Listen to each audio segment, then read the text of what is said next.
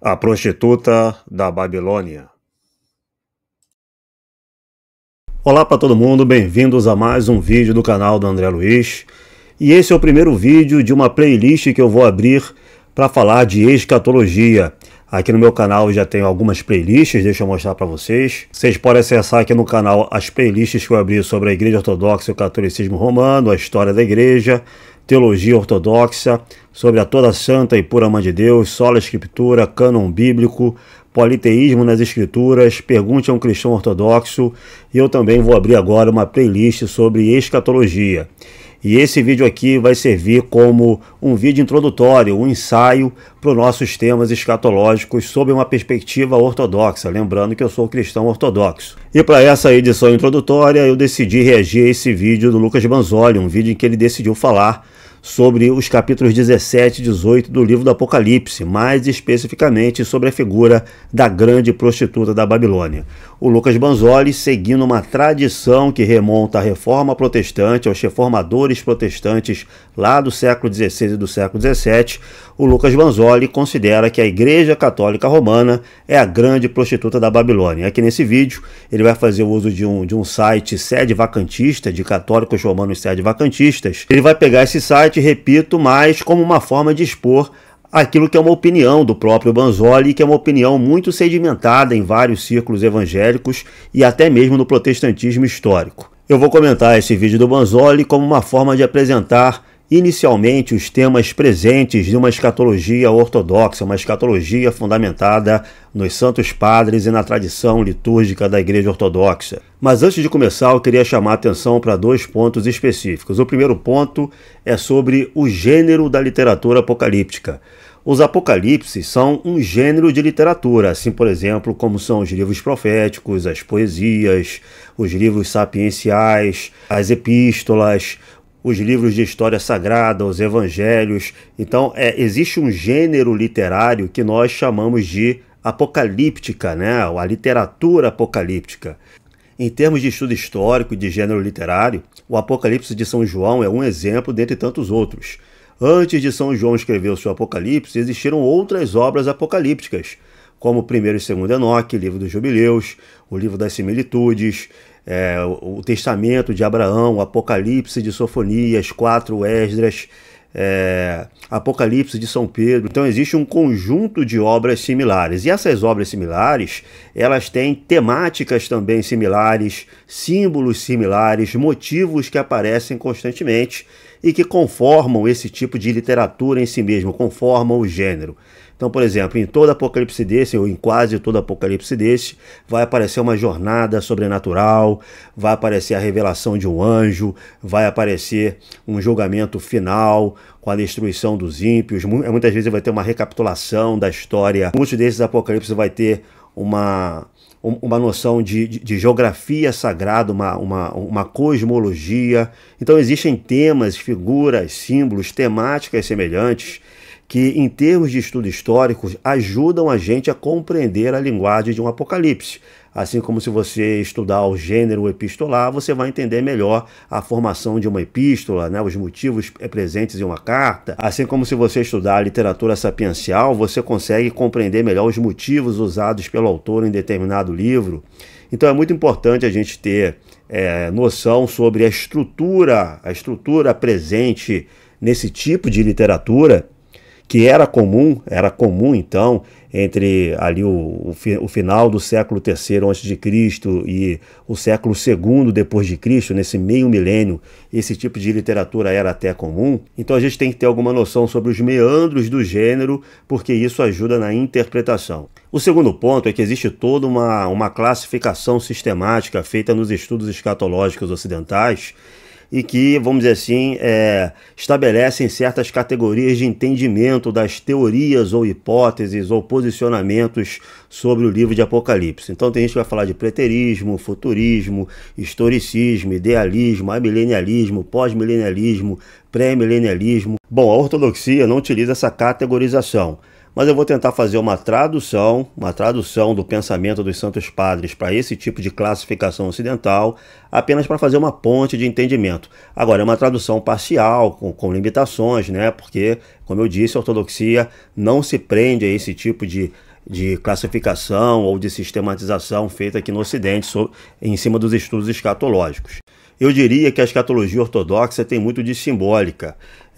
Aqueles temas, aquelas figuras usadas por São João não dizem respeito apenas a um evento histórico possível, dizem respeito a temas espirituais, a forças espirituais, melhor dizendo, que vão se concretizar na história em diferentes contextos, em diferentes períodos.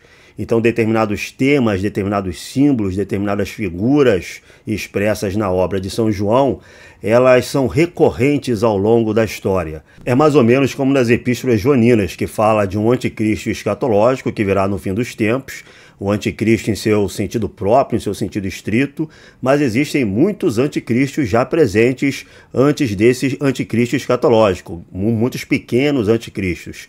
Ou seja, o espírito do anticristo, o mistério da iniquidade, está presente ao longo de toda a história e se manifesta recorrentemente.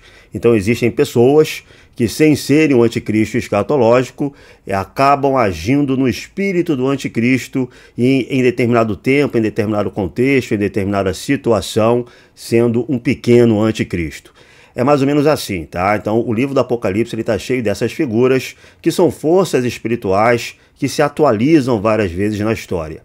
Dito isso, eu não estou querendo dizer que São João está falando apenas de eventos simbólicos, celestes, de forças que se dão no âmbito metafísico. Não, ele está falando realmente de eventos que se dão no tempo, que se dão no próprio tempo de vida dele. É muito comum São João utilizar acontecimentos do seu tempo de vida para exemplificar aquilo que vai acontecer no final dos tempos, ou seja, ele utiliza muitos acontecimentos que estão acontecendo naquele momento, que ele está descrevendo, que ele está escrevendo no livro, ou em momentos próximos, para utilizar esses acontecimentos como figuras, como tipos daqueles eventos escatológicos no fim dos tempos. Então existe essa sobreposição de temporalidade nos escritos de São João. Ele está falando de forças metafísicas recorrentes na história, está se referindo também a acontecimentos do tempo de vida dele, e esses acontecimentos do tempo de vida dele são figuras, são tipos que apontam para a realização escatológica quando toda essa história vai atingir o seu clímax. Para entender os comentários que eu vou fazer sobre esse vídeo do Lucas, é necessário ter essas questões em mente. Forças metafísicas recorrentes na história, eventos presentes no tempo de vida de São João, e esses eventos presentes apontam para uma realização escatológica final em dimensão muito superior e uma dimensão muito mais ampla. Dito isso, vamos ao react, vamos falar sobre a grande prostituta da Babilônia. Sentada sobre águas e montes. Os 7 impérios consecutivos da grande prostituta. Então o anjo me levou no espírito para um deserto. Ali vi uma mulher montada numa besta vermelha, que estava coberta de nomes blasfemos e que tinha 7 cabeças e 10 chifres. A mulher estava vestida de azul e vermelho e adornada de ouro, pedras preciosas e pérolas. Segurava um cálice de ouro, cheio das coisas repugnantes e da impureza da sua prostituição. Em sua testa havia esta inscrição: Mistério, Babilônia a Grande, a mãe das prostitutas e das práticas repugnantes da terra. Vi que a mulher estava embriagada com o sangue dos santos, o sangue das testemunhas de Jesus. Quando a vi, fiquei admirado. Oi gente, aqui é o Lucas e muita gente já me pediu para fazer um vídeo explicando essa profecia aqui, do que se trata aí, essa Babilônia grande, que o próprio João diz que é um grande mistério. Então eu decidi fazer um vídeo, mas como eu sabia que se eu fizesse um vídeo sobre isso, muita gente iria me acusar do lado de lá de que é um herege protestante rebelado, filho de Lutero, inimigo da Santa Igreja que está falando isso. Então eu decidi fazer diferente dessa vez. Quem vai explicar essa profecia pra gente não vai ser eu, mas sim um site católico chamado igrejacatólica.org, o Mosteiro da Sagrada Família, um site de apologética católica. Inclusive vocês podem confirmar aqui, tem artigos aí falando que fora da Igreja Católica, nossa salvação, do Santo Rosário, do Padre Pio, deve falar aí das várias vezes que o Padre Pio voou, viajou no tempo, teve bilocação e assim por diante. Tem artigos que provam que a Bíblia ensina o papado e várias outras coisas maravilhosas aqui. Então é um site católico mesmo, né? Claro que é um site católico sede vacantista, porque senão não iria admitir as coisas que ele vai dizer aqui. No entanto, é um site católico e ele vai explicar pra gente que é a seita do Vaticano II, a prostituta da Babilônia, profetizada em Apocalipse. Então, para resumir, a visão que eles têm aqui é que a prostituta do Apocalipse é a Igreja Católica atual, ou seja, a Igreja Católica pós-Concílio Vaticano II. É a mesma visão que eu tenho, com a diferença de que não é apenas pós-Concílio Vaticano II. Enfim, claro que tem algumas coisas aqui que ele vai falar que pra mim é um pouco de viagem na maionese, mas muita coisa que ele fala é muito compatível com aquilo que eu sempre disse ao longo desses anos todos. Então, Então veja que o Lucas Banzoli está admitindo que para ele a Igreja Católica é a grande prostituta da Babilônia. E quando o Lucas Banzoli fala isso, como eu disse lá no início do vídeo, ele está seguindo uma tradição que vem desde os reformados, desde os pais da Reforma Protestante. Lutero, Calvino, John Knox, Thomas Cranmer, todos eles se referiam à Igreja de Roma como a grande prostituta da Babilônia em um sentido escatológico. Claro, de uma perspectiva historicista, né? Eles achavam que os eventos já estavam se realizando ao longo da história e no tempo presente deles, mas o tom deles era um tom escatológico e não polemista, ou seja, eles não estavam apenas xingando a Igreja Católica Romana de uma grande prostituta, dizendo que o Papa era um anticristo, estava no espírito do anticristo, era um anticristo menor. Eles não estavam utilizando esse termo apenas como xingamento. Na avaliação deles, a Igreja Romana era aquela própria figura, era a realização profética daquela figura da qual falava São João em seu Apocalipse. E algumas confissões de fé protestantes que surgem no século XVI e XVII vão fazer a mesma afirmação, em que se diz que o Papa é realmente um anticristo e que a Igreja Romana é realmente a grande prostituta. A Confissão de Fé de Westminster, seguida pela Igreja Presbiteriana, vai dizer a mesma coisa. Então esses reformadores, eles encaravam de fato a Igreja de Roma como essa figura profetizada por São João. Então, na verdade, o Lucas Banzoli e muitos círculos evangélicos, eles estão seguindo uma tradição que vem da Reforma ao encarar a Igreja Romana dessa maneira. Então, quando vocês veem essa retórica inflamada de muitos pastores protestantes, apologetas evangélicos contra a Igreja de Roma, é porque eles acreditam de fato que estão combatendo o anticristo, estão combatendo o reino do diabo, a corrupção demoníaca que estaria, vamos dizer assim, instanciada na Igreja de Roma. Não é apenas uma penimba deles, eles acreditam realmente nisso desde os tempos da Reforma.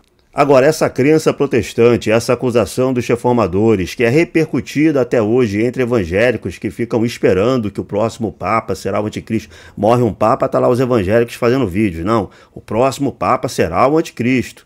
Será que essa crença realmente tem fundamento, pelo menos de uma perspectiva cristão ortodoxa, de uma perspectiva baseada nos santos padres e na tradição litúrgica da Igreja Ortodoxa? Vamos ver. Se prepare, porque pela primeira vez, talvez, na história do YouTube, você vai ver os próprios apologistas católicos provando que a Igreja Católica Romana atual é a prostituta do Apocalipse. Bom, vamos começar aqui com o versículo 15, que vai dizer o seguinte: disse-me mais o anjo, as águas que viste, onde a prostituta está assentada, são os povos, as nações e as línguas. E aqui ele vai mostrar, o mais interessante desse artigo é isso, que ele vai mostrar no artigo inteiro inúmeras declarações de papas, em documentos oficiais, bulas, encíclicas e assim por diante, falando uma série de coisas que vão comprovar isso, com esse argumento. Então, por exemplo, o Papa Pio XII, ele vai dizer que é a mãe de todas as nações, de todos os povos e de cada um dos homens, nossa Santa Madre Igreja, referindo-se, é claro, à Igreja Romana. Ou seja, a prostituta está assentada sobre muitas águas, essas águas são povos, nações e línguas, e o próprio Papa vai declarar que a Igreja Romana é a mãe de todas as nações e povos de cada um dos homens, né? Olha só que interessante. A partir daqui, o Banzoli e o site Sede Vacantista em que ele está se baseando vão fazer correlações entre versículos desse capítulo de Apocalipse se referindo à grande prostituta e vamos dizer assim, aspectos da Igreja Romana ou de reivindicações que a Igreja Romana faz sobre si mesmo.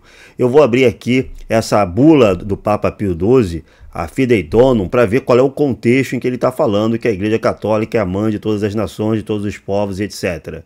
É nessa encíclica que a gente pode ler aqui no site do Vaticano, na Santa Sé, o Pio XII escreve: além do mais, esse cuidado pelas necessidades da Igreja Universal mostra verdadeiramente a catolicidade de natureza da Igreja viva.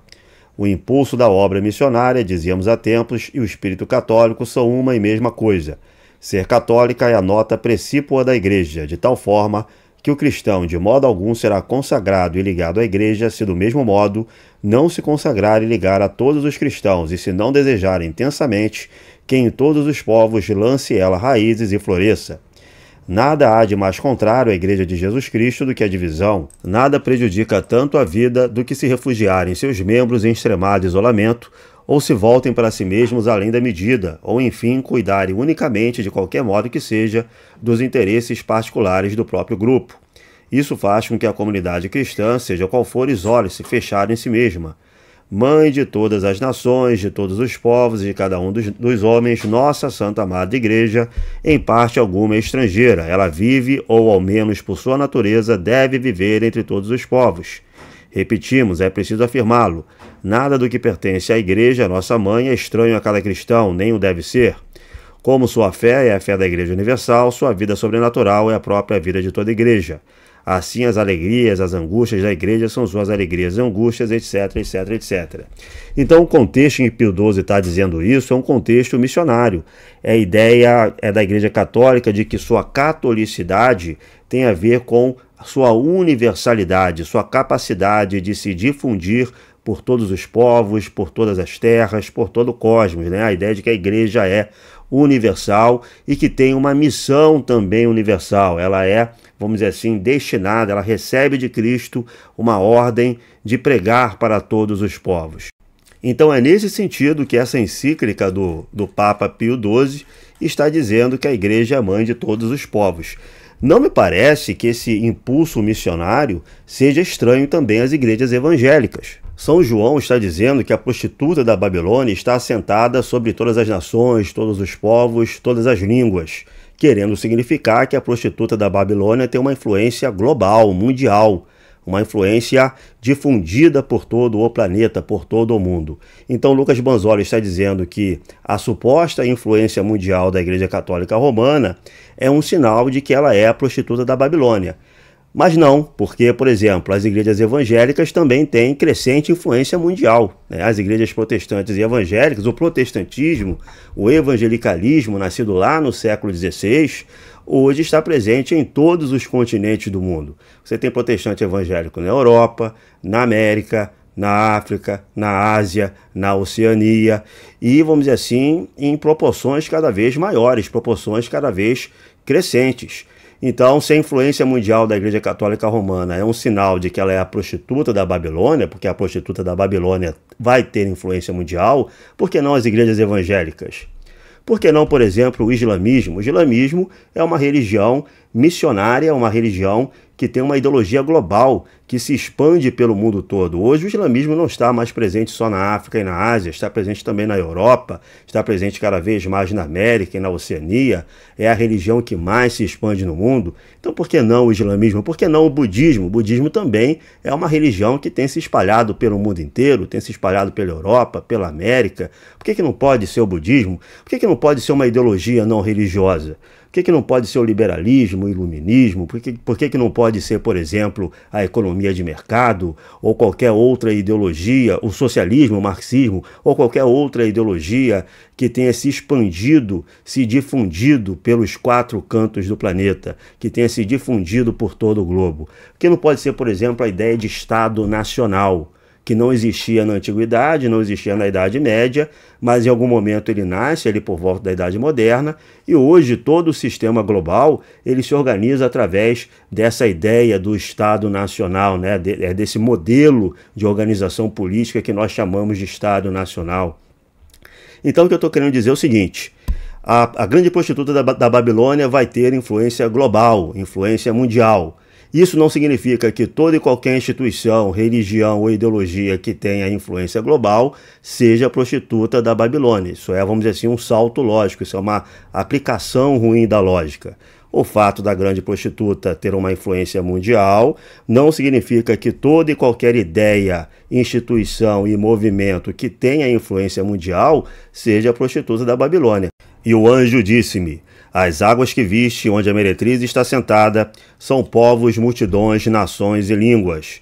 Então esse versículo está nos avisando que a meretriz, ela vai ter influência mundial, influência global, influência em uma multidão de povos, nações e línguas, uma influência praticamente universal. Mas isso ainda não é suficiente para nos apontar quem é a grande meretriz. Nós temos aqui uma característica dela: a universalidade, sua difusão pelo mundo todo. Tu que te assentas sobre as grandes águas e que possuis imensos tesouros, chegou teu fim.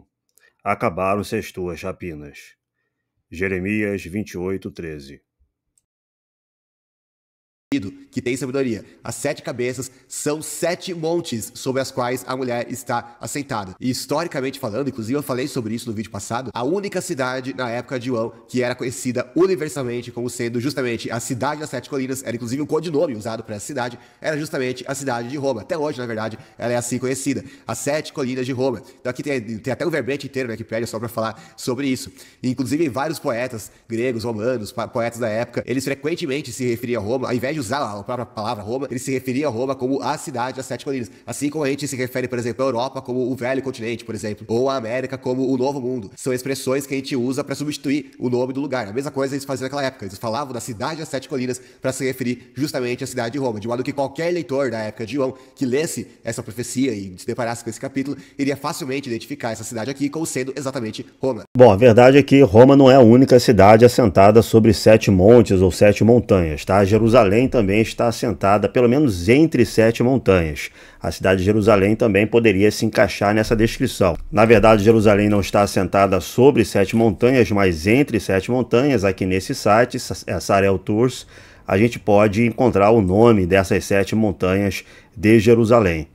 Pior ainda se a gente for ver esse tema de um ponto de vista escatológico, porque diversas cidades ao longo da história são conhecidas como cidades assentadas sobre 7 montes ou 7 montanhas, não apenas Roma. Aqui nesse site da Wikipedia a gente pode ver uma lista de cidades ao redor do mundo que dizem ter sido construídas sobre 7 montes. Então você tem cidades lá em Camarões, Nigéria, Ceuta na Espanha, em Uganda, no Equador, na Argentina, olha só, no México, né? No México você também tem uma cidade construída sobre 7 montanhas. Assunção, no Paraguai, é construída sobre 7 montanhas. Nos Estados Unidos a gente tem um monte, inclusive Nova York. Nova York, olha só, é construída sobre 7 montanhas. Será que aqueles protestantes holandeses que chegaram lá para fundar Nova York? Nova York é uma cidade fundada por protestantes holandeses, por calvinistas. Será que eles fundaram a Grande Babilônia? Já que Nova York é uma cidade sobre 7 montanhas. Na China nós temos Macau, na Índia nós temos algumas também. Teherã, no Irã, é também fundada sobre 7 montanhas. Em Israel a gente tem uma. Jerusalém também é conhecida como cidade de 7 montanhas. E Meca, na Arábia Saudita, Meca, onde vai, vamos dizer assim, se estabelecer a cidade mais sagrada do islamismo. Bom, ela também é conhecida como uma cidade assentada sobre 7 montanhas. Na Europa nós temos algumas. Bruxelas, capital da União Europeia, olha só, cidade sobre 7 montanhas. A gente tem na França, na Alemanha, Atenas na Grécia. Atenas na Grécia também é uma cidade conhecida por estar assentada sobre 7 montanhas. E Atenas, a grega Atenas, uma das cidades mais importantes do mundo greco-romano, já era bem velhinha, já tinha meio milênio de existência ou mais quando São João estava escrevendo seu Apocalipse. É a cidade onde saem, vamos dizer assim, os principais filósofos, né? É de onde sai Sócrates, Platão, Aristóteles. Mas eu acho que o Lucas Banzoli tem um bom argumento quando ele diz que Roma está assentada sobre 7 montanhas, é a cidade das 7 colinas. Eu acho que Roma é uma forte candidata. Não é a única candidata, como a gente viu aqui, mas é uma forte candidata.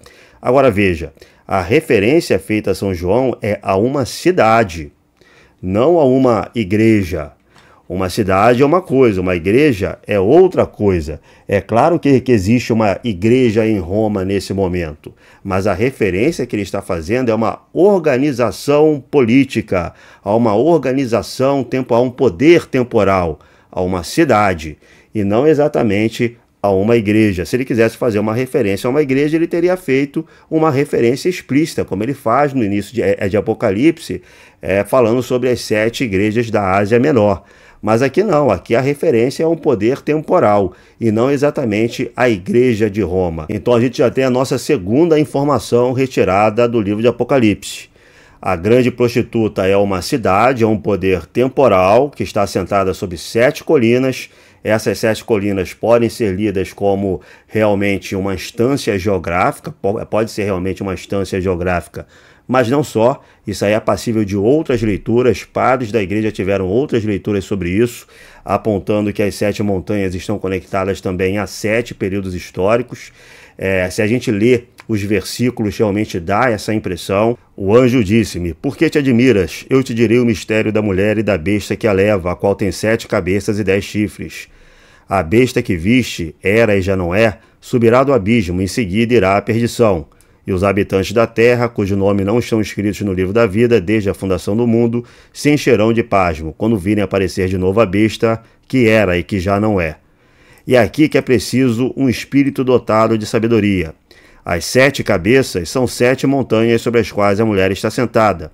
São também 7 reis, dos quais 5 caíram, um subsiste e o outro ainda não veio. Mas quando vier, deve durar pouco tempo. E a besta que era e que já não é, ela mesma é um 8º rei. Todavia, é um dos 7 e caminha para a perdição. Então vocês veem que São João está vinculando as 7 montanhas a 7 reis, 5 dos quais já reinaram, já passaram, um que ainda subsiste e o 7º que ainda há de vir, mas vai durar pouco tempo. E a besta, o anticristo, para muita gente, né? Muita gente interpreta a figura da besta aqui como a figura do anticristo, isso é tema para outra ocasião, mas eu vou partir do princípio que as pessoas concordam com essa interpretação, que a besta é o anticristo. O anticristo, a besta, é o 8º rei. As 7 cabeças e as 7 montanhas penso significar 7 lugares que se destacam dos demais em proeminência e poder mundanos. Sobre estes, sabemos que em tempo oportuno foi estabelecido o reino dominante do mundo. Quanto aos 7 reis, penso que a mesma ideia é indicada pela alternância de gêneros, o que de modo algum impede a identidade do sentido. Ainda que estas 7 cabeças sejam femininas e as 7 montanhas neutras, aqui se faz referência aos 7 reis, pois muitas vezes nomes masculinos aparecem indistintamente com femininos na escritura. Assim, portanto, pelas 7 cabeças, que em termos femininos indicam cidades, e pelas 7 montanhas, que em gênero neutro e em tempo oportuno apontam 7 alturas que ultrapassam o restante do corpo da terra, não se trata de um lugar específico entre as nações, mas diz respeito a graus de glória. E por rei entendemos, por assim dizer, os lugares que foram honrados com a administração régia. Santo André de Cesareia. Então ele está falando também sobre períodos de dominação de impérios na história. Ele parece estar falando sobre períodos de governos políticos. 5 grandes governos políticos que passaram, 5 reis, um 6º que subsiste, um 7º que há de vir e um 8º que é o próprio anticristo. Então, essa besta apocalíptica está assentada sobre esses grandes períodos de dominação, não apenas sobre 7 montanhas entendidas do ponto de vista geográfico. De todo modo, a interpretação do Lucas de que pode se referir a Roma, pode se referir explicitamente à cidade de Roma, ela é uma interpretação ok, desde que a gente entenda, como é muito claro nesses versículos, que São João está se referindo a um poder temporal, ele está falando de realeza, de dominação de povos, está falando de uma cidade, de uma organização política, e não exatamente de uma igreja. A Babel espiritual, satanocracia. E é interessante que o site católico vai usar o fato de João ter se referido justamente à Babilônia como sendo um codinome para esse ente misterioso ao qual João estava se referindo, e faz uma conexão aqui com o fato de que, para eles, Babilônia, lá em 1 Pedro 5,13, é justamente Roma. Porque isso aqui é muito interessante. Todos os apologistas católicos, praticamente, que você vai conhecer, todos eles vão afirmar a mesma coisa, que em 1 Pedro estava escrevendo em Roma a sua carta, porque para eles Pedro era bispo de Roma, então ele estava escrevendo em Roma, e por isso ele diz que a igreja que está em Babilônia, escolhida com vós outros, o saúdem, Marcos, meu filho. Então, para eles, Babilônia aqui era justamente codinome para Roma, em 1 Pedro, porque Pedro era papa em Roma. Então, se Babilônia é um codinome para Roma, lá em 1 Pedro, então isso fortalece mais ainda a interpretação de que a Babilônia aqui no Apocalipse é Roma também. Claro que eu, particularmente, não penso que aqui Pedro estava falando de Roma nessa carta, para mim ele está falando ali da Babilônia mesmo, né, na província da Babilônia, que ainda existia na época dele, porque eu não vejo nesse texto nenhum contexto espiritual, assim, enigmático, igual no caso do Apocalipse, para ele meter uma simbologia ali no meio do nada. Mas se os apologistas católicos interpretam a carta de Pedro como se referindo a Roma ali, pelo codinome de Babilônia, então fica ainda mais inaceitável não interpretar que se refere a Roma também, quando João fala de Babilônia no Apocalipse. Na verdade, a figura da Babilônia nas Escrituras é a figura de todo o poder imperial, de todo o poder temporal, de todo o poder humano que se levanta contra Deus e contra a igreja. A Babilônia está ligada à figura da Babel. Babel, na verdade, é o nome por trás de Babilônia. Babilônia é uma transliteração do hebraico Babel. Então, quando as escrituras falam lá em Gênesis de Babel, estão falando, vamos dizer assim, do princípio da Babilônia, da origem da Babilônia. Como assim? A Babel é aquela cidade fundada pelos homens logo após o dilúvio, um poder humano que representa a união de todos os homens do mundo que se unem para tentar alcançar os céus. ou seja, tentar conquistar os céus através de seus feitos, de suas realizações civilizacionais. E ela está ligada também à figura da idolatria. A da idolatria no sentido de que nós vamos comandar o próprio Deus. A idolatria no mundo antigo, naquele mundo da Mesopotâmia e no mundo greco-romano, está ligado não apenas ao fato da adoração a um falso Deus, existe esse dado, mas também ligado à ideia de manipulação dessa deidade a partir de práticas mágicas.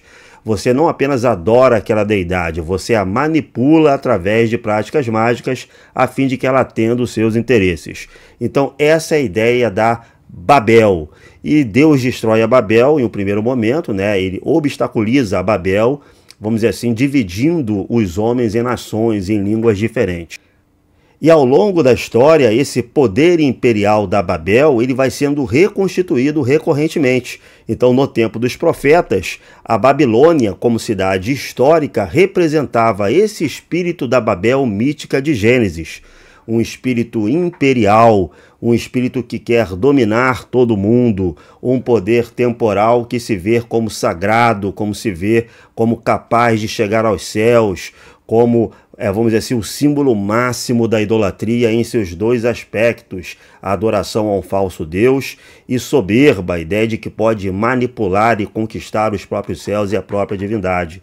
Um espírito satânico, demoníaco, no sentido próprio do termo. Então a Babilônia histórica, o Império Babilônico dos profetas, denunciado pelos profetas, está no mesmo espírito, é a recorrência histórica da velha Babel. Quando São Pedro, lá em sua epístola, chama Roma de Babilônia, o que ele está querendo dizer é que o Império Romano, de seu tempo, a Roma pagã, a Roma que persegue os cristãos, a Roma em que o imperador ele é adorado como uma divindade, a Roma que conquistou o mundo inteiro, conquistou o mundo mediterrâneo, essa Roma está no mesmo espírito da Babilônia escriturística, da Babilônia denunciada pelos profetas e da Babel de Gênesis, nesse mesmo espírito satânico. Que espírito satânico é esse? Um poder temporal e imperial que quer unificar, quer comandar todos os homens, todas as nações do mundo, de uma maneira idolátrica e se colocando no lugar do próprio Deus e até tentando conquistar os céus.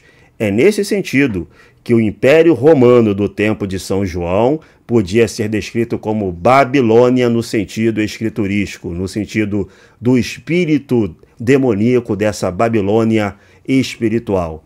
Nas Escrituras, essa Babilônia espiritual, esse poder imperial demoníaco, esse poder que quer dominar o mundo todo de maneira demoníaca, esse poder da Babilônia é contrastado nas Escrituras a Jerusalém Celeste. Então a Jerusalém Celeste ela é a figura do reino de Cristo e a Babilônia é a figura do reino do Anticristo. Babilônia. A origem deste nome não é tão clara na língua hebraica, Babel de Baal, como é na língua caldeia, Babel de Bíbel. Contudo, em ambos, a raiz única é evidente e o significado é mistura. O nome Babilônia é místico e típico. No Apocalipse de João, o teólogo, Babilônia se opõe a Jerusalém. Assim como esta última significa a noiva do Cordeiro, a primeira significa a mãe das prostitutas e das abominações da terra. Disto se evidencia que Babilônia se refere à igreja do Anticristo, assim como Jerusalém se refere à igreja de Cristo. Quando Babilônia é chamada de grande e mãe, a referência é à igreja do Anticristo em todo espaço e em todo tempo. Esta Babilônia espiritual finalmente se revela de modo sensível em uma certa sociedade ou cidade visível, cujas características vívidas são descritas por São João. O desejo de fazer para si mesmos um nome que seja mais do que humano, para colocá-lo no lugar do nome de Deus, o esforço por domínio universal por meio de uma associação geral com paixões, vícios, superstição e falta de fé, são sinais dos construtores e da construção, que terminará com uma mistura extrema e castigos de Deus. São Filareto de Moscou. Então aqui nós já temos uma linha de interpretação muito sólida daquilo que São João está dizendo. A grande prostituta, a grande meretriz, é a Babilônia mítica, é o mesmo espírito da antiga Babel e que atravessa toda a história, e que no tempo de vida de São João parece mesmo ser um império romano pagão. Pax Romana, o imperador divinizado. Eles vão mostrar o versículo 18, que diz: a mulher que vistes é a grande cidade que reina sobre os reis da terra. Aqui ele vai fazer uma interpretação espirituosa. Por exemplo, ele vai dizer que, na opinião dos papas do passado, eles falavam que Roma tinha poder sobre tudo e todos, basicamente, né? Que o Papa tem poder pleno. Até hoje, o Catecismo Católico vai dizer que o Papa possui na igreja poder pleno, supremo e universal, e pode exercer sempre que quiser, livremente, este poder. E também vai citar essa bula aqui, eu sempre cito essa bula aqui do Papa Bonifácio VIII, a Una Santa, que diz: declaramos, dizemos, definimos e pronunciamos que é absolutamente necessário a salvação de toda criatura humana estar sujeita ao pontífice romano. Só que, na minha opinião, nem precisava espiritualizar isso, né? Porque a própria profecia aqui, se você interpretar da forma natural mesmo, é a cidade que reina sobre os reis da terra. Você não precisa nem espiritualizar isso, porque qual cidade que literalmente reinava sobre os reis da terra na época em que João escrevia? Só podia ser uma, que é Roma. Ele vivia justamente sob a época de dominação do Império Romano. O auge do Império Romano foi justamente ali na época do final do primeiro século, quando João escrevia, final do primeiro século e início do segundo. De modo que, mais uma vez, qualquer leitor da época que lesse isso que João escreveu iria automaticamente identificar a grande cidade ali do capítulo 17 como sendo a cidade de Roma. Assim, nessa passagem, uma interpretação correta, exatamente. São João está falando sobre o Império Romano. E se a gente for para o grego do versículo, a gente vê que em 17 e 18, e a cidade que você viu é a grande cidade que reina sobre os reis da terra, a palavra em grego é uma palavra de realeza mesmo, ligada ao domínio real, domínio régio, de Basileus, propriamente realeza, isto é, governo, ou concretamente um reino. Então ele está falando realmente de um reinado, de uma realeza, de um domínio temporal. Está falando do Império Romano. Então São João está dizendo que o Império Romano de seu tempo, ele é uma reedição, uma instanciação do mesmo espírito da Babilônia denunciada pelos profetas, do mesmo espírito da Babel de Gênesis, da Babel que é o grande poder imperial que unifica toda a humanidade em torno da idolatria, em torno da substituição de Deus, em torno da conquista dos céus. Então o Império Romano pagão de seu tempo estava, vamos dizer assim, reeditando esse espírito satânico. Isso e uma visão daquilo que São João está falando sobre os seus tempos históricos. Se você tem uma interpretação futurista, é disso que o São João está dizendo, ele está pegando o Império Romano de seu tempo e utilizando como uma figura da realização da Grande Babilônia no fim dos tempos. Então, esse Império Romano pagão está apontando também para algo no futuro do qual ele é figura, do qual ele é uma sombra.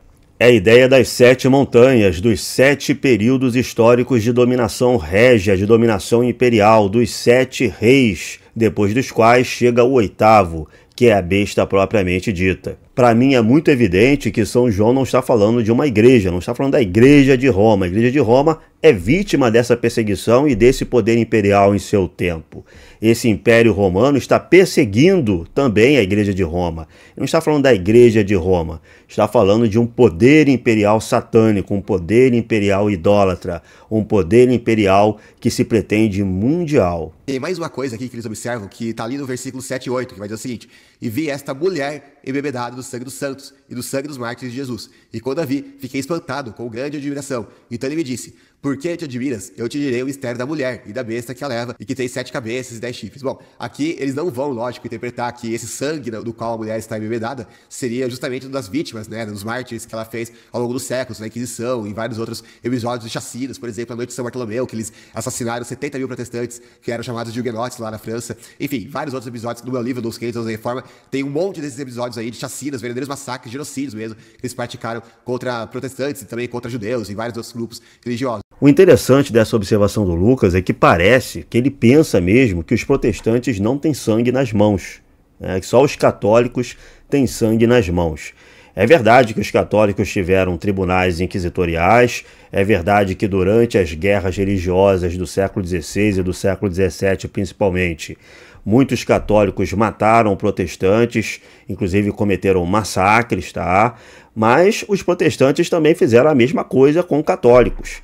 Os protestantes também tinham tribunais religiosos que puniam a heresia, que puniam também magia e feitiçaria, ou seja, também mandavam executar bruxas, também mandavam executar hereges, e os protestantes também realizaram massacres contra católicos. Existiram massacres de anglicanos contra católicos irlandeses, existiram discriminações e conversões forçadas em toda a Escandinávia, em principados da Alemanha. É meio enviesado dizer que os católicos cometeram massacres contra os protestantes, sem lembrar que os protestantes também cometeram massacres contra os católicos. É meio enviesado dizer que os católicos tinham tribunais religiosos, as inquisições, sem lembrar que os protestantes tinham tribunais similares. E saiu disso, a gente entra em um debate sobre quem matou mais. Quem matou mais, os católicos ou os protestantes? Aí é um outro debate, tá? Um debate inútil, porque os dois lados se mataram, e se mataram as centenas de milhares. As guerras religiosas eram guerras em que os dois lados morriam, os dois lados perseguiam uns aos outros, os dois lados se utilizavam dos meios à disposição para oprimir os seus inimigos, para perseguir os seus inimigos. Os tribunais religiosos, seja a Inquisição ou seja os tribunais religiosos protestantes, eram utilizados também para isso. Se o raciocínio do Lucas os católicos romanos cometeram massacres, isso é uma indicação de que eles são a prostituta da Babilônia, qualquer católico romano pode olhar para ele e dizer, os protestantes cometeram massacres, isso é um indicativo de que eles são a prostituta da Babilônia. É o mesmo caso do universalismo, né? Porque a igreja romana, ela se vê como uma igreja universal, missionária, que deve ter influência mundial. Bom, os evangélicos também se veem como uma igreja missionária, que se difunde pelo mundo todo e que influenciam também o mundo todo. Essas críticas pesam para os dois lados. O que a gente pode tirar desse versículo é que a grande prostituta da Babilônia é um poder imperial, um poder idolátrico de natureza mundial que vai perseguir os cristãos de um modo similar ao qual o Império Romano do tempo de São João perseguia a igreja. Da mesma forma como o Império Romano se via como império mundial, um império governado por um imperador que era considerado Deus, e esse imperador que era considerado Deus perseguia os cristãos e a igreja, gerava mártires, houve a perseguição de Nero, de Domiciano, de Trajano. Então São João está dizendo que, vamos dizer assim, essa grande prostituta escatológica vai apresentar o mesmo espírito de dominação global, de idolatria e de perseguição ao cristianismo. E se a gente fizer uma abordagem histórica e levando em conta os números, esses massacres entre cristãos nas guerras religiosas da Idade Moderna não são nada diante de outros massacres. Os massacres, por exemplo, que os muçulmanos fizeram contra cristãos durante todos os séculos de história dos povos cristãos vivendo dentro do Império Muçulmano. Imagina, por exemplo, o genocídio que os turcos fizeram contra os armênios depois da Primeira Guerra Mundial. Milhões de armênios morreram nas mãos dos turcos nesse genocídio. Se a gente somar todos os católicos que os protestantes mataram e todos os protestantes que os católicos mataram em 2, 3 séculos de guerras religiosas na Europa, não chega aos números do genocídio que os turcos fizeram contra os armênios. Então não me parece que essa característica da Grande Babilônia se adeque de maneira especial à Igreja de Roma, porque protestantes também fizeram esses massacres, outros poderes religiosos e outros poderes temporais também fizeram massacres muito maiores do que esse, até de forma mais abrangente, mais ampla, em números muito mais expressivos, com violência muito maior. Então não me parece que isso aqui seja um bom argumento a favor da tese de que a Igreja de Roma seja a grande prostituta. Mas eles apontam uma coisa muito interessante, que é o próprio fato do texto se referir como uma mulher. Por quê? Porque no Novo Testamento a gente vai ver inúmeros textos onde a igreja vai ser chamada de mulher, vai ser chamada de a noiva do Cordeiro, a noiva de Cristo. Ou seja, a igreja fiel, no caso, é a mulher. E uma igreja infiel também é uma mulher, com a diferença de que a igreja fiel é chamada de noiva e a igreja infiel é justamente chamada do quê? De prostituta, ou seja, de uma mulher adúltera. Porque ela estava compromissada com o seu noivo, no caso que é Cristo, mas ela se desviou, ela se apostatou. E justamente por isso que ela é chamada de prostituta. Claro que não é um termo literal, né? Pra você tomar o pé da letra, como sendo uma prostituta mesmo. Eles próprios vão explicar no artigo aqui que prostituição da Bíblia, quando está no contexto espiritual, se refere justamente à idolatria. E eles vão mostrar isso nesse artigo, isso que é mais interessante.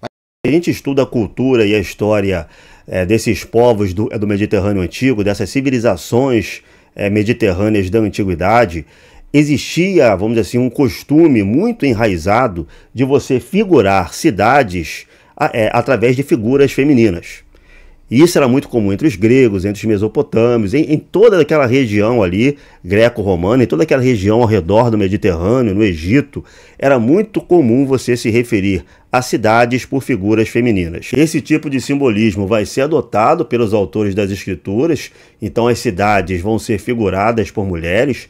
Jerusalém, Babilônia, Roma, as cidades vão ter essas figuras femininas para representá-las, como era comum na cultura de todas aquelas civilizações, e vai influenciar depois os próprios reinos cristãos que vão surgir a partir dessa tradição greco-romana e dessa tradição cristã e dessa tradição escriturística também. Então, nas sociedades que são herdeiras do cristianismo, essa representação da cidade, da república, do governo por uma figura feminina é muito comum até hoje. Até na Revolução Francesa, os revolucionários franceses escolheram uma figura feminina para representar a república, né? A Marianne. É só olhar também lá para Nova York para você ver a Estátua da Liberdade. O próprio Brasil vai adotar esse simbolismo. A efígie da nossa república também é uma figura feminina. Se você olhar, sei lá, uma nota de R$100, você vai ver a figura da República Brasileira como uma mulher. Então, esse tipo de simbolismo era comum a essas civilizações mediterrâneas e tem uma permanência ao longo da história. É por isso que Jerusalém, Babilônia, Roma e outras cidades nas Escrituras são representadas por figuras femininas. O anticristo há de vir quando os tempos do Império Romano tiverem se cumprido e o fim do mundo já estiver próximo. Levantar-se-ão então 10 reis dos romanos, reinando talvez em diferentes partes, mas todos aproximadamente ao mesmo tempo. E após estes 11º, o anticristo, que por sua arte mágica se apoderará do poder romano. E dos 6 que reinaram antes dele, 3 ele vai humilhar, e os 7 restantes manterá submissos. São Cirilo de Jerusalém. Já as igrejas não necessariamente são representadas por figuras femininas. Lá no início do próprio livro do Apocalipse, você vê as 7 igrejas da Ásia sendo representadas por anjos e não por figuras femininas. Já as cidades, as nações, as organizações políticas, as ordens de poder temporal, essas sim têm representação feminina. Inclusive no artigo eles vão mostrar textos que vão claramente associar a ideia de prostituição no sentido espiritual justamente à idolatria. Olha, por exemplo, o que diz Êxodo 34:16. Nem tomarás as suas filhas para mulheres de teus filhos. Não suceda que depois de elas mesmas terem se prostituído com os seus deuses, faça prostituir-se também os teus filhos com os seus deuses. E Juízes 2:17 também diz, prostituindo-se a deuses estranhos e adorando-os. Ou seja, a Bíblia fala de prostituição no sentido espiritual justamente como idolatria. Ou seja, você prestar culto, prestar adoração a algum ser que não seja a Deus. Qualquer semelhança com a igreja romana talvez não seja mera coincidência. Bom, aqui o Lucas está repetindo a ideia de muitos protestantes e muitos evangélicos de que a igreja católica romana seja idolátrica, pratique a idolatria, o que eu não penso ser o caso. Mas vamos partir do princípio de que a igreja católica romana pratica a idolatria. Por que não a igreja ortodoxa? Por que a igreja romana seria a grande prostituta e não a igreja ortodoxa? Por que não os grandes paganismos, né? Os paganismos não são idolátricos, o islamismo não é idolátrico, o shintoísmo japonês não é idolátrico, os cultos africanos não são idolátricos, os persas não são idolátricos, o zoroastrismo não é idolátrico, o hinduísmo não é idolátrico. O hinduísmo tem 1 bilhão de adeptos no mundo. Ele não é uma religião idolátrica. Por que a Igreja Católica Romana especificamente, né? Não existem exemplos muito mais poderosos, evidentes, explícitos de idolatria, inclusive em religiões pagãs? Ou seja, a discordância protestante evangélica com certas práticas da Igreja Católica Romana ou com certas práticas da Igreja Ortodoxa me parece aqui potencializadas ao máximo até o ponto de cegá-los para outras práticas religiosas, estas sim, evidentemente idolátricas, evidentemente pagãs, evidentemente distanciadas de qualquer sentimento ou pertencimento ou sensibilidade ou mentalidade cristã. Outro detalhe que está aí no verso 4 diz, e a mulher estava cercada de púrpura e escarlate, e adornada de ouro e pedras preciosas e pérolas, e tinha uma taça de ouro. A gente já vai chegar nessa parte aqui das taças de ouro, das pedras preciosas e tudo mais, mas presta atenção nesse detalhe. A mulher estava cercada de púrpura e de escarlate. E olha que interessante, olha as cores que os cardeais vestem. É exatamente uma faixa vermelha ou de escarlate, e o bispo uma faixa de púrpura. Olha que curioso, né? E aí depois... Esse tipo de correlação é muito engraçado, né? Essa correlação que os evangélicos, como Lucas e que os sede-vacantistas estão fazendo. Na verdade, a gente tem que entender esse versículo diante da realidade do Império Romano, em que estava escrevendo São João. No Império Romano, a cor púrpura ela era reservada aos magistrados do Império e cada vez mais ao imperador. Com o passar do tempo, cada vez mais ao imperador. Isso vai ter uma continuidade, inclusive, no Império Romano do Oriente, quando a cor púrpura é a cor imperial, é a cor do basileu por excelência. Depois que o Império Romano cair no Ocidente, os reis cristãos eles vão continuar utilizando a cor púrpura como símbolo da realeza. Isso é assim até hoje, onde ainda existe realeza entre os cristãos. Então o que o Apocalipse está fazendo aqui é reforçar a ideia de que se trata de um poder temporal, de um poder régio, de um poder imperial. Quer dizer, a grande prostituta ela veste púrpura escarlate porque ela é um poder imperial tal como o poder imperial romano.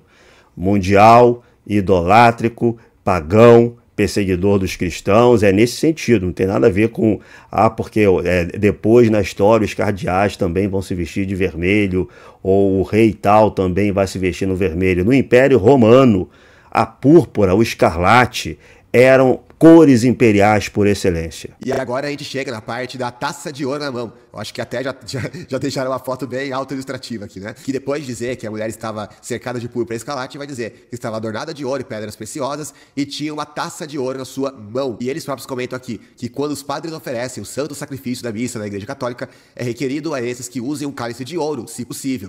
Não é coincidência que a prostituta tenha uma taça de ouro em sua mão. Estamos juntos, católico-romanos. A Igreja Ortodoxa, também é comum na Igreja Ortodoxa se utilizar de taças de ouro na celebração eucarística, e nas igrejas orientais não calcedonianas também tem esse costume de utilizar utensílios de ouro em sua celebração eucarística. Isso, na verdade, é uma prática comum a todas as igrejas apostólicas. E por quê? Por causa do templo judaico. A liturgia do templo judaico utilizava utensílios de ouro, como a gente lê nas Escrituras. Êxodo capítulo 37, versículo 16. Fez os utensílios para os diferentes usos da mesa, pratos, copos, taças e turíbulos de ouro puríssimo, em que hão de oferecer as libações.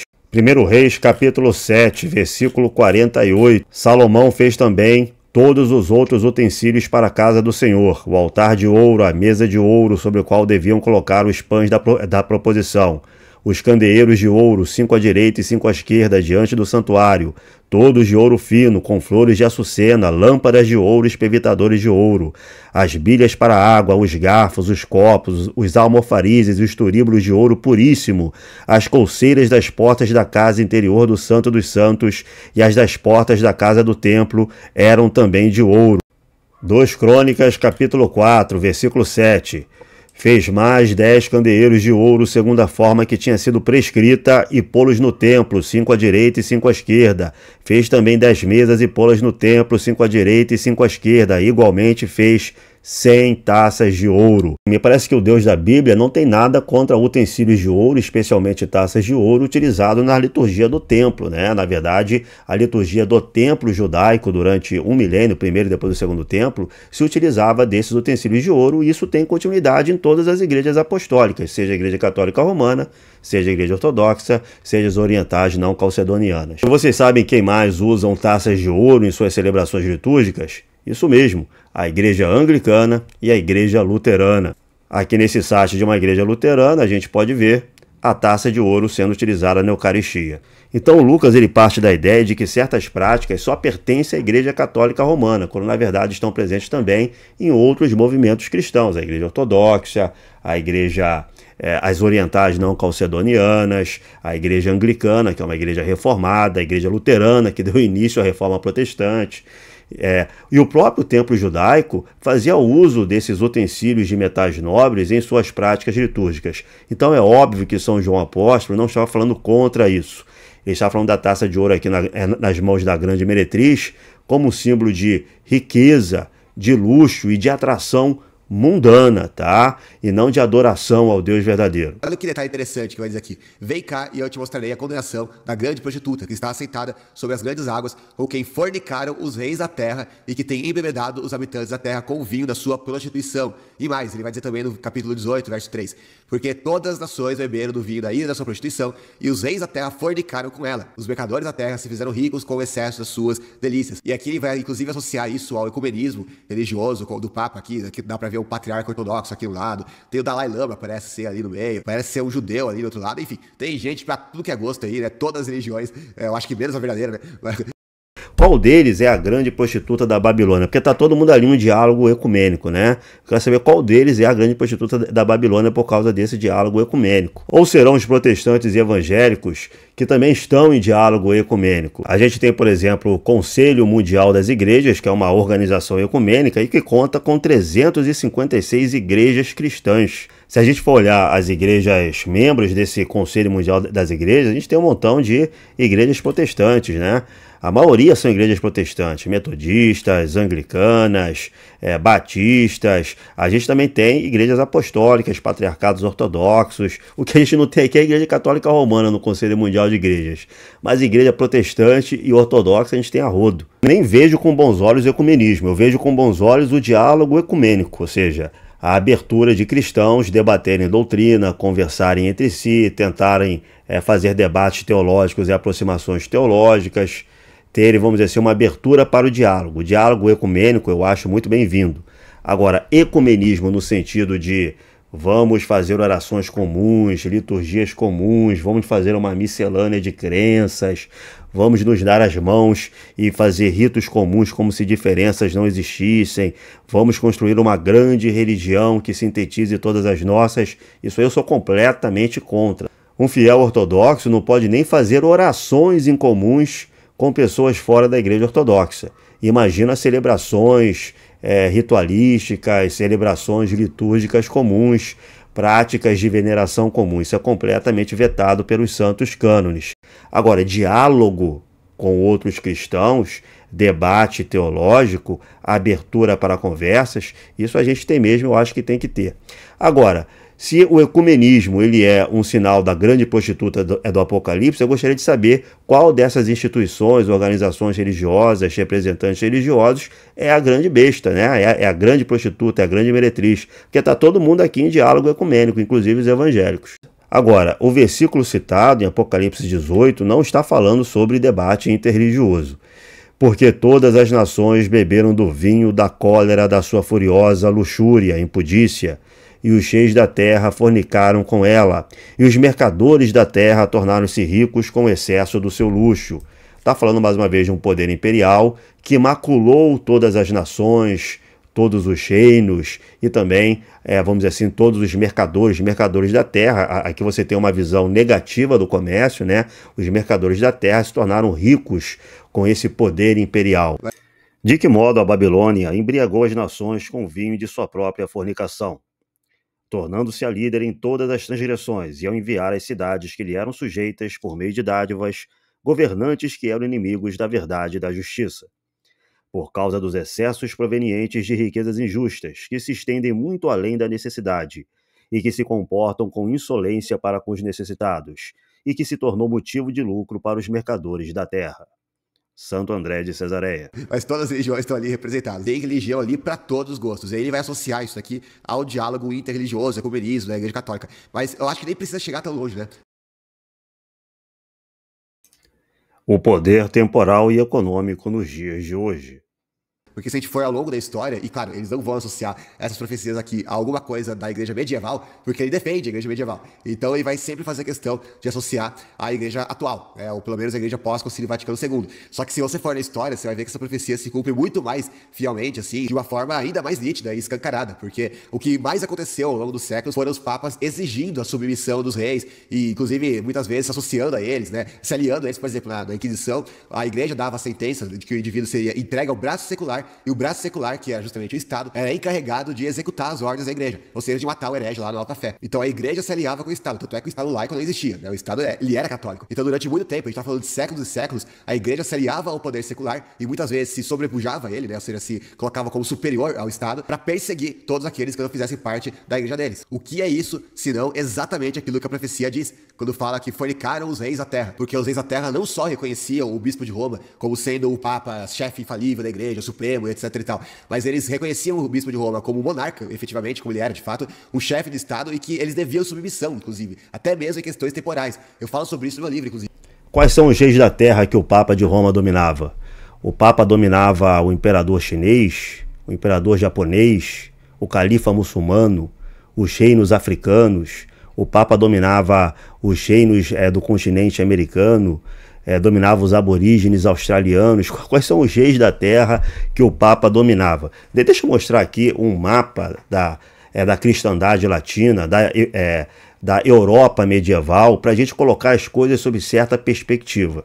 Então, o máximo que se pode dizer é que a partir do século XI até o século XIII ou XIV, nesse círculo aí que eu coloquei, esse círculo em vermelho, na Europa, que nós chamamos hoje de Europa Ocidental, o Papa fez tremendas reivindicações de poder, certo? Mas isso não significava nada para os governantes da Índia, para os governantes muçulmanos, para a África Negra, para a Rússia, para os mongóis, para o Império Bizantino, para todos esses povos que viviam aqui na América, na Austrália, para todo o leste da Europa. Isso não significava nada. Então, o poder político temporal da Igreja Católica Romana nunca ultrapassou muito esse círculo vermelho aqui.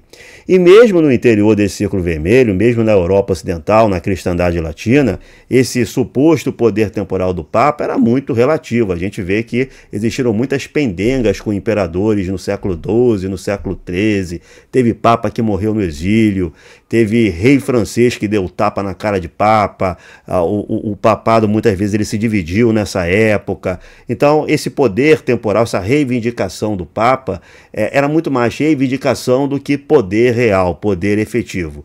E reivindicação por reivindicação, o imperador chinês também tinha a sua reivindicação, o imperador do Império Romano do Oriente, o imperador bizantino também se considerava imperador de todos os cristãos, você também tinha o imperador japonês dizendo que ele era uma figura divina, que era descendente da deusa que criou o universo, o imperador inca se chamava Filho do Sol, também se dizia Filho do Deus Criador. Então, reivindicação por reivindicação, as do Papa nem eram tão tremendas assim, se a gente pensar bem.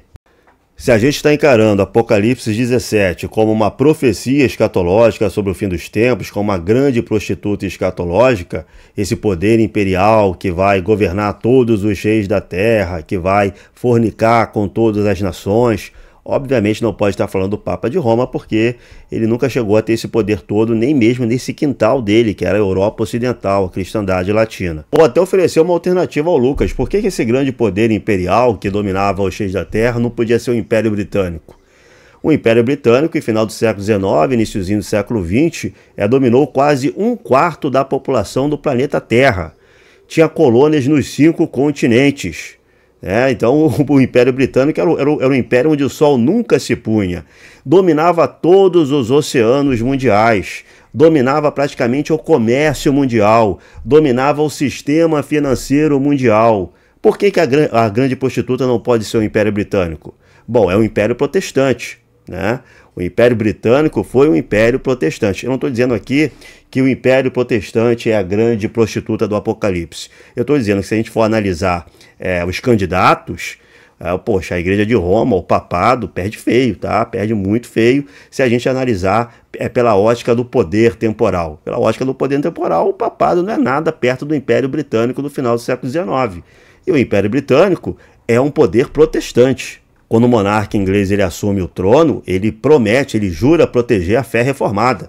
E olha só o grande império que eles montaram no mundo inteiro, que favoreceu diversos comerciantes, diversos bancos, que oprimiu, cometeu genocídios em diversas regiões do planeta, que perseguiu também cristãos, é só ver os genocídios lá que a Inglaterra cometeu contra os irlandeses.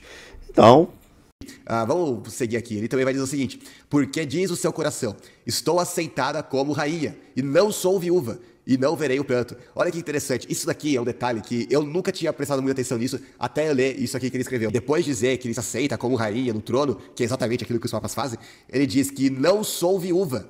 E por que ele diz não sou viúva? Porque se realmente aqui tá falando da igreja apóstata, ou seja, da igreja romana, e a gente já viu que a igreja na Bíblia é a noiva de Cristo, e na cabeça deles, ou seja, na cabeça dos pontífices romanos, eles ainda estão ligados a Cristo, eles se dizem ainda a noiva de Cristo, se dizem ainda a mãe de todas as igrejas e assim por diante.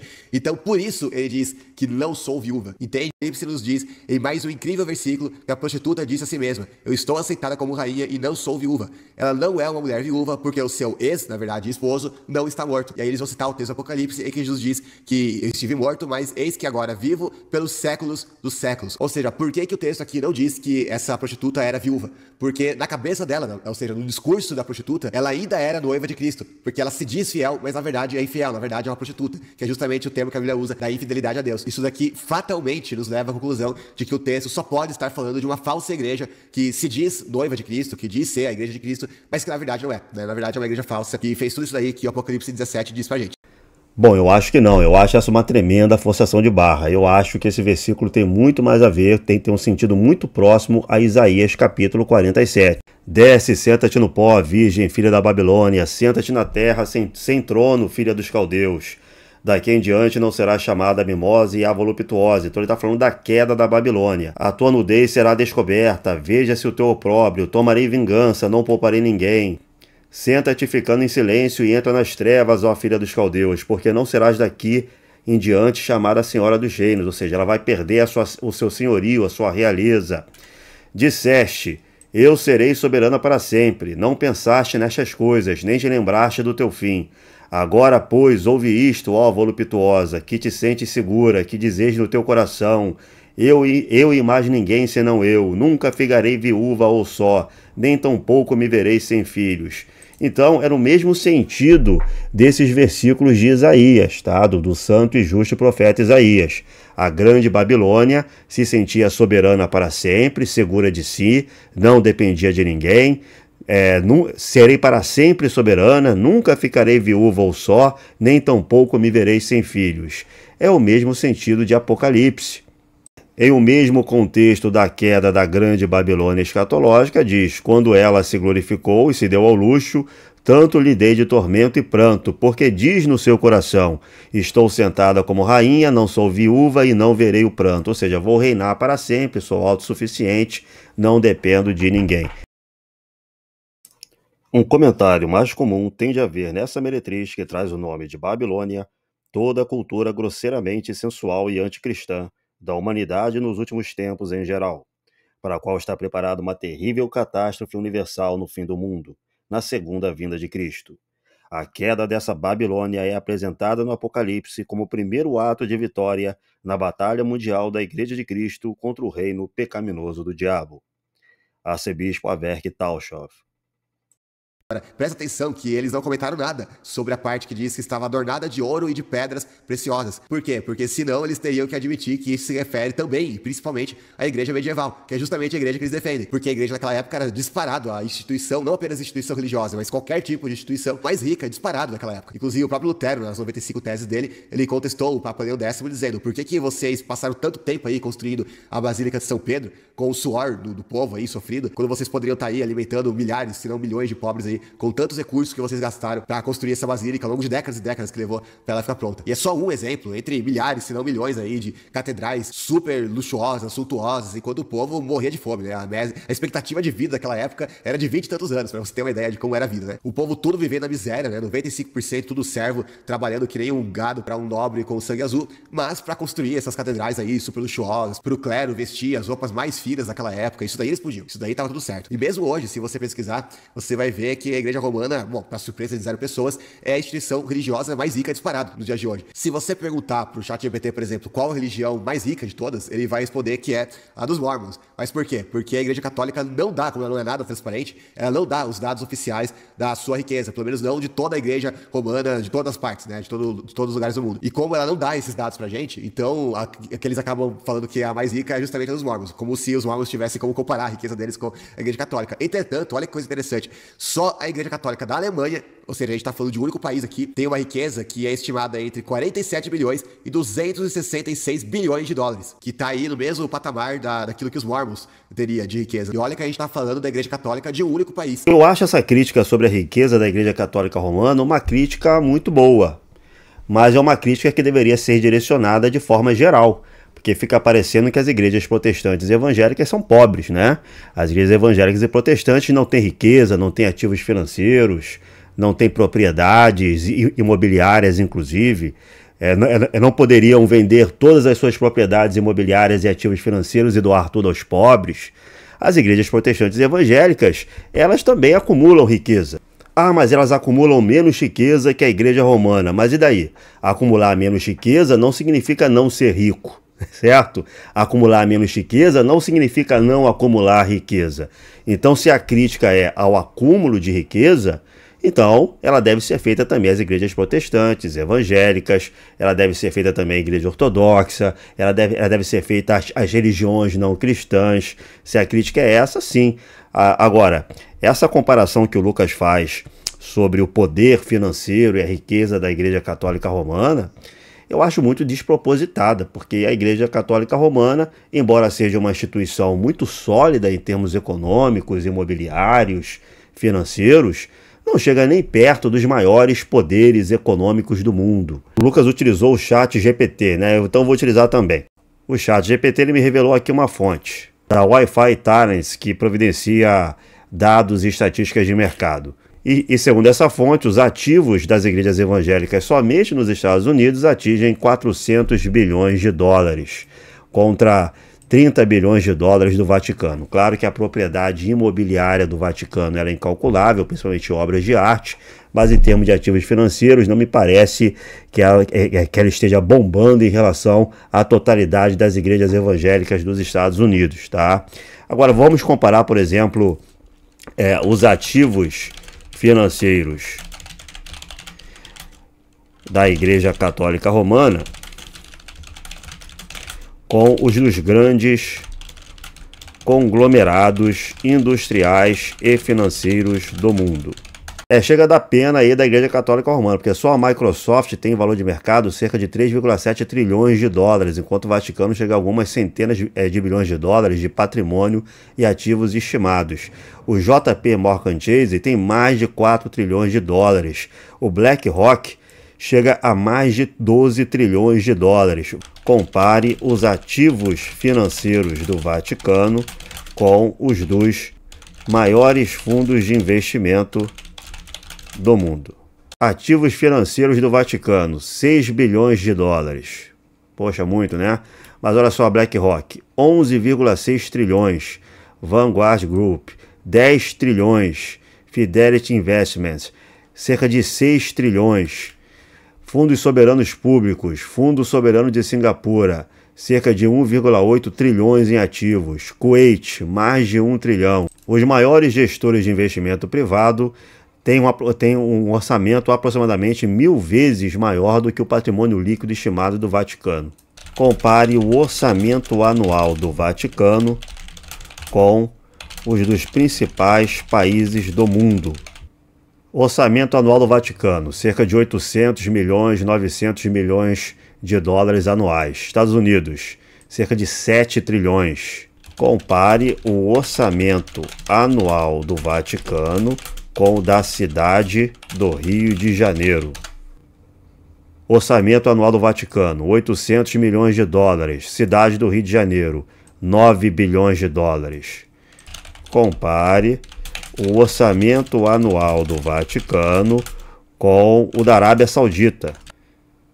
Vaticano, 800 milhões. Arábia Saudita, 315 bilhões. Lembrando que a Arábia Saudita é um estado teocrático, tá? Onde fica a cidade mais sagrada do Islã, que é Meca. Então, assim, é óbvio que a Igreja Católica Romana ela é muito rica, ela tem um patrimônio imobiliário tremendo.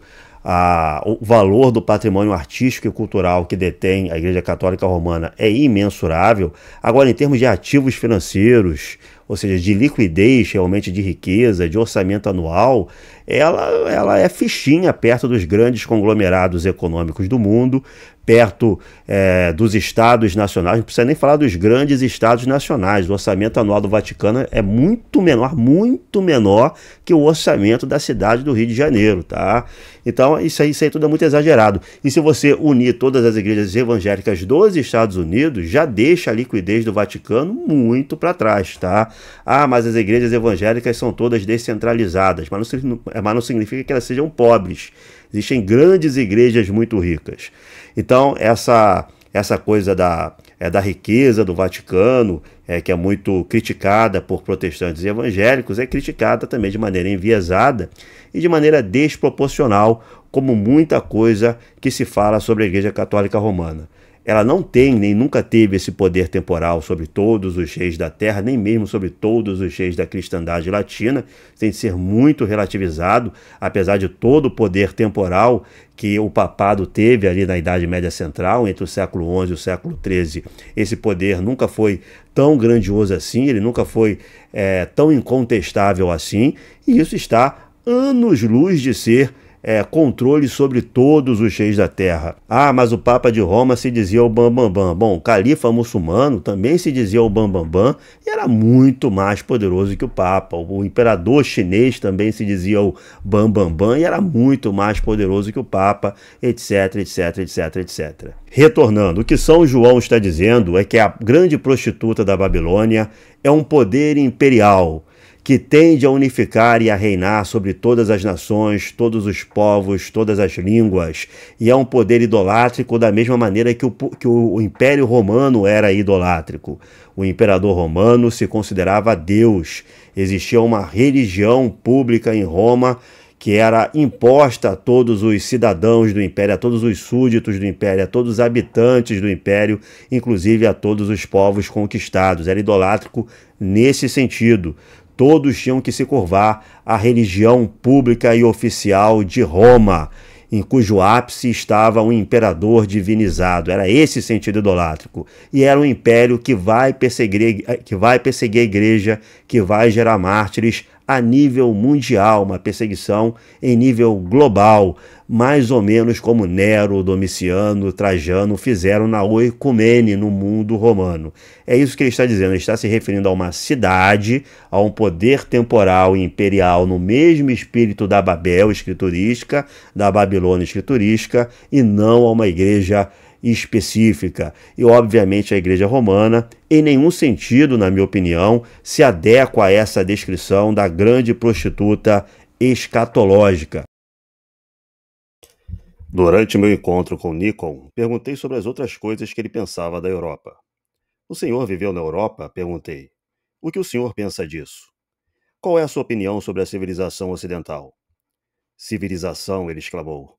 A civilização ocidental é um ersatz.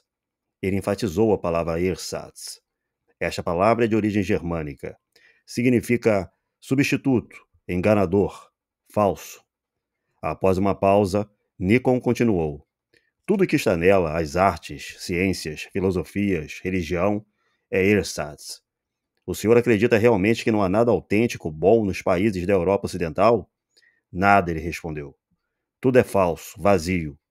A única exceção é a ortodoxia, mas até ela é dificilmente encontrada em sua forma genuína e original.